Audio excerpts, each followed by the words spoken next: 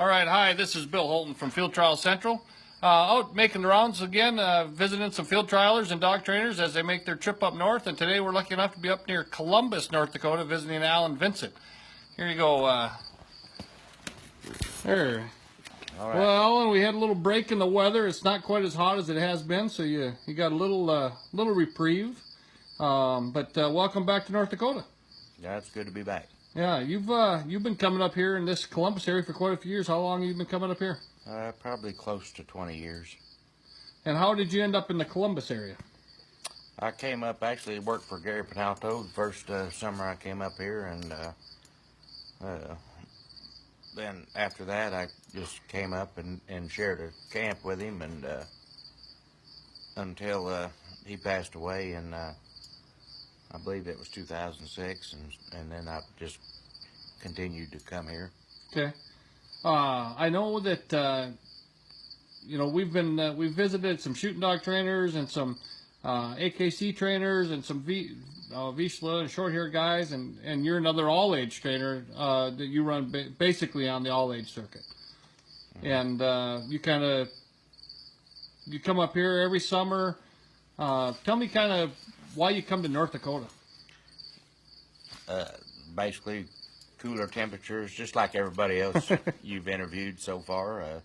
Cooler temperatures, wide open spaces, wild game. It's a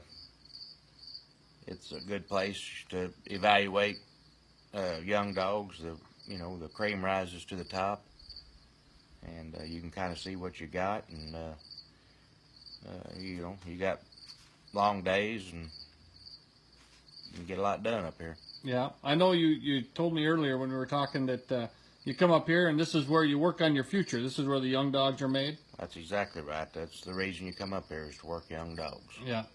No, that makes a lot of sense. Mm-hmm. That makes a lot of sense. Yes.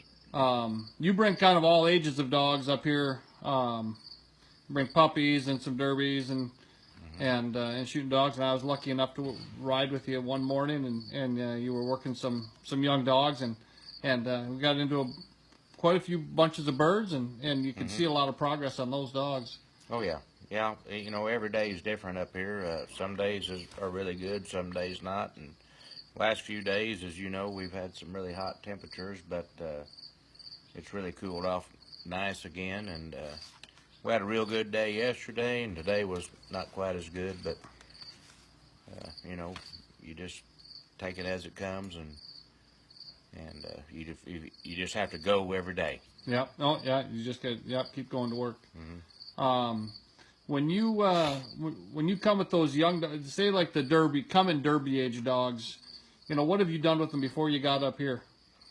Well, as a rule, most of them I like to get them a couple months early and work them at home. I've got a tremendous place at home to work them, and I try to run them, get them going with me, and then do all my yard work and everything at home. Work on pigeons, have them ready when they get up here. You spend a couple weeks letting them learn how to run the country and find game, and then by this time of the summer you're stopping them and getting them broke, and that's it's just it takes a lot of work. Yep, and ready to move on from there. Right. I know, we've discussed this before, and I've kind of seen your dogs come through in the past, and really a lot of the dogs you bring up here, from puppies and derbies, and your champions and all age dogs, are dogs you've raised at the kennel. Yes. And started yourself. You Right. find a lot of value in that. Definitely, it's a lot of satisfaction as well. Yeah. I do find a lot of satisfaction in that, and some of them I've bred myself, and some of them came, people brought to me as young dogs, and some the people have done a lot with themselves, or some of them I've just started from scratch. But it's just the key is it just takes a lot of time. Yeah. I believe that's true. You have to be willing to put the time in. Well, you've got a really good puppy program that you start kind of late spring, kind of after that field trial season ends, right? Mm-hmm. I mean, I suppose April, May, Yeah. that time of stuff, and that's where you get a lot of those pups and get them Mm-hmm. started, like you're talking, going with you and going Yeah. through the country. Yeah, and, April and May, and I've got just a really good place to work at home. That's got a lot of various terrain and a lot of it's well watered, so you can work those pups. You can make 2 hours with them and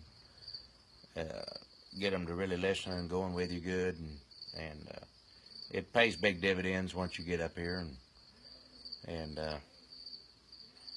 you know, like I said, that we were talking earlier, sometimes the cream rises to the top. Right. You know, sometimes Yep. when certain dogs you work, birds always seem to show up, and yeah, those are the ones that's what you look for. yeah, those are the ones when you see them as 3, 4, 5, 6-year-olds that we read about in the field all the time. Sure, that's right. Yeah. So, That's right. I know your field trial season gets started up here on these grounds. You have a couple great trials, national championship qualifiers. Right. And then you move on from here and kind of give me an idea of what your schedule looks like. You start up here early September. Yeah, we start up here with the North Dakota Classic and the D.E. Hawthorne Border Classic, and then I go home and have a little time to unpack and start working dogs at home, and go up to Kansas to the Mid-America and out to the Z-Bar Ranch for the trial out there, and then back to right there at my home to the Oklahoma, I know the all-age Oklahoma Championship, and then down to Booneville to the Southland, and then it's on east from there. Yeah, you go over and you work in South Georgia, North Florida type area. Yeah, the last few years I've been going to the Thomasville area, right on the Georgia-Florida line, and spend some time there. Bill Westfall's been really good to me, letting me come down there and work with him and Andy Doherty, and I've had a lot of fun down there, and it's made a big difference in my dogs too. Yeah. A lot of birds. You know, you just need the birds. Yeah, birds really help, and then you kind of aim for, like most people do, getting dogs qualified and going to run it at the national and giving them a good go at Grand Junction at Ames in February. Yeah, that's kind of the goal. Yeah. So I was going to ask, you have any dogs that are requalified this year already, or that's kind of what we're working on going forward? Or? No, not this time. Hope Not to get this that time? done here in a couple weeks. Well, that's the goal. That's, I talk to a lot of trainers, and that's not a question we've discussed, but I've done that off camera, and I know that's it's it'll happen. It's a big part of going forward, and that's one of the trials. It's one of the very few. Obviously, you have to requalify every time. Yeah. And it's a special event for that reason. Not to mention how hard it is to get qualified the first time. Oh yeah, it's hard, but we always manage to have a few. So. And what you're up here and you're working on chickens, and when you go south and you start working on quail, whether it's at Inola or when you go to Georgia, what do you find is different or is helpful on the different types of birds and terrain? Well, as a rule, if you get your dog broke on these chickens up here, and especially later on towards the end of the season when they start getting really jumpy, and if you got your dog good and broke and he's stopping good on them, or it's a piece of cake when you get home. The quail are a lot easier then? Well, I don't know so much about them being easier, but this is where it all happens. Yeah. This is where the groundwork's laid. Yeah. Good. And if you got your dog, standing good when you leave here, it's it's downhill from there. Oh, great. Yeah, that's good to hear. Good to hear. Well, I don't have a whole lot more for you tonight, but I thought that was that was some good stuff, and we will hopefully be able to get up here during the trials and sure. see how things are going up here. I've always enjoyed this area, and your country looks great. Still lots of birds in this area. Well, we're a bit fortunate here, year in and year out. Yeah, it's pretty consistent.